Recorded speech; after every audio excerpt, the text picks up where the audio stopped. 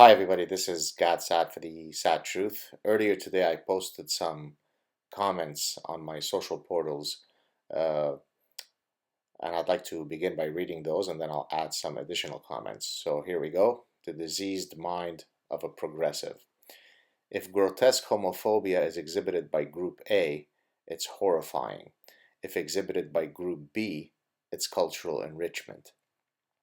If grotesque sexism is exhibited by Group A, it's horrifying. If exhibited by Group B, it's cultural enrichment. If religious superstition is exhibited by Group A, it's idiotic.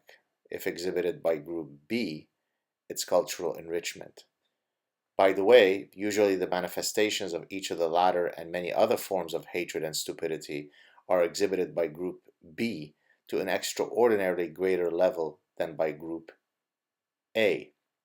But the quote progressive bien-pensant is too cowardly in his or her moral compass to espouse the correct position. Instead, virtue signal, virtue signal, virtue signal, whilst hundreds of millions of people live in fear, under oppression, are exterminated because bruh, hashtag inauguration. So that puts an end to my earlier comments that I posted on my social portals, and let me now add some additional comments. I'll start off by briefly explaining a few concepts that seek to formalize various elements of clear thinking. So for example, we have the notion of normative rationality, which I've mentioned in at least one previous Sad Truth clip, if not a few others.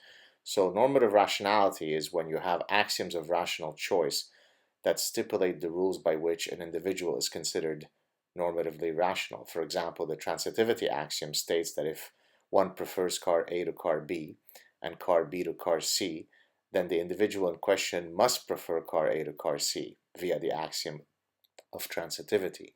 If you don't adhere to that axiom, then you're behaving irrationally according to this particular framework.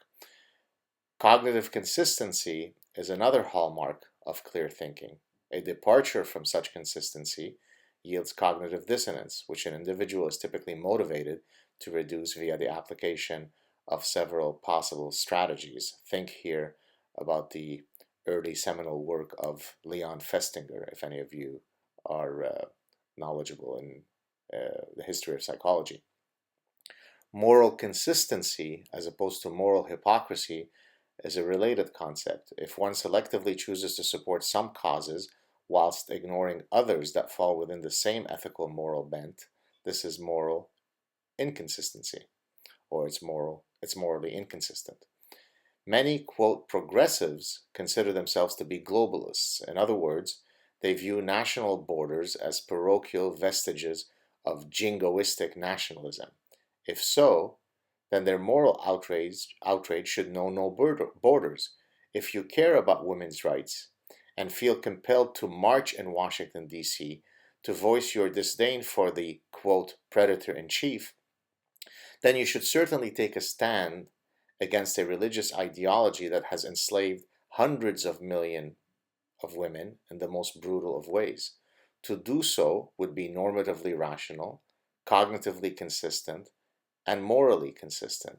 Failure to do so suggests that you are a cowardly virtue signaler with a broken moral compass. There exists innumerable evidence regarding the endless brutality imparted on gays, Jews, other religious minorities, transgendered people, women, and countless other individuals by redacted, also known as man-made disasters caused by radicalized, militant, violent extremism. I never see any bien-pensant post a comment in solidarity with such victims. I never hear of their outrage. I never hear of a march to protect these voiceless victims. To do so would be, quote, bigoted and racist. But when it comes to the march in Washington against Trump, the same silent folks suddenly and magically find their voices of ire. Let me be clear, it is perfectly reasonable to detest an elected official on specific points. It is the epitome of moral hypocrisy to focus on Trump's transgressions against women in words and or in deeds, whilst fully ignoring the brutal treatment of women by actual cultures of rape and actual cultures of brutal patriarchy. One is infinitely greater than the other. Of course, there are no costs associated to showing off one's quote courage by supporting the march in Washington. It takes infinitely more courage to speak out against an ideology than can get you ostracized, fired, if not killed. History will judge such moral cowardice harshly.